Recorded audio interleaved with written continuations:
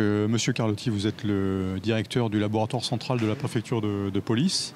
On connaît ces liens absolument étroits entre l'homme de l'art et l'homme de la science sur le terrain.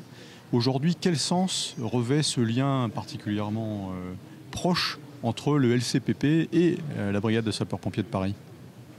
Alors, il y a déjà un lien opérationnel très ancien, puisque dès les débuts du laboratoire central, beaucoup de grands feux ont conduit à une intervention des scientifiques pour bien comprendre la capacité qu'ont les matériaux à bien réagir au feu, réfléchir aux nouveaux modes d'éclairage, à l'époque l'électricité qui remplaçait le gaz, etc.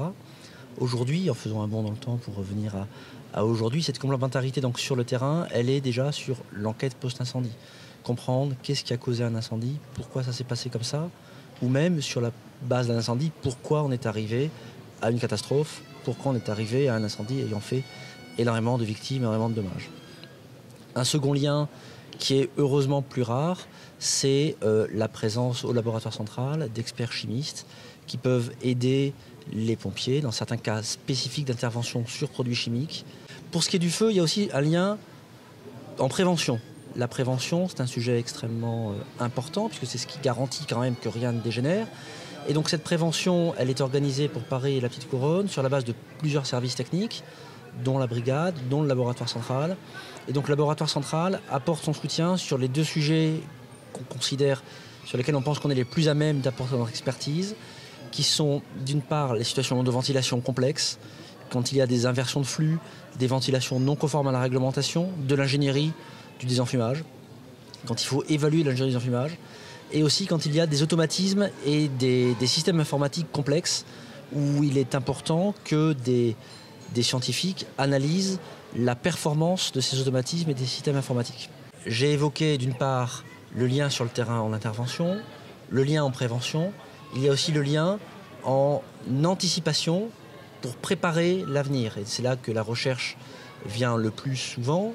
Donc, préparer l'avenir, c'est à la fois les nouveaux moyens de lutte contre le feu, c'est aussi les nouvelles techniques de prévention du futur et c'est aussi les nouvelles techniques d'enquête. Donc on voit que la recherche, elle intervient sur l'ensemble des domaines communs d'intérêt. Cette recherche, pour ce qui est de la partie la plus opérationnelle, elle est toujours en lien avec les nouvelles technologies. Alors j'ai envie de citer un exemple, les véhicules électriques. Les véhicules électriques, c'est quelque chose qui se répand déjà. Donc on a travaillé avec la brigade à mettre en place des protocoles d'essai, à la fois en termes de prévention, mais aussi des protocoles pour l'intervention, pour optimiser l'intervention et minimiser le risque. Un sujet majeur aussi d'intervention, pour continuer sur les métiers de cœur des pompiers, c'est un travail qu'on a fait en lien avec la brigade et avec d'autres services d'incendie et de secours sur les moyens d'extinction du futur. On a pu mettre en place ensemble un nouveau protocole d'évaluation des moyens d'extinction pour revisiter tous les questionnements liés aux performances nécessaires d'un outil d'extinction. Et on a pu montrer que la simple donnée du débit n'est pas suffisante pour être capable de qualifier précisément la performance d'un moyen. Et avec ça, on pourra aller plus loin. Ce même protocole est en train d'être déployé sur des moyens d'extinction à base de brouillard d'eau, à base de mélange d'eau et d'air sous pression, etc.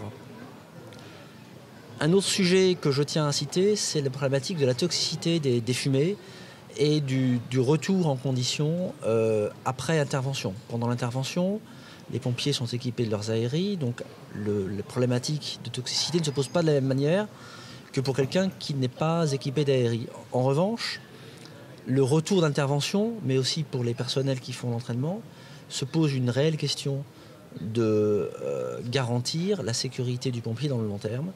C'est un travail qu'il est important de faire.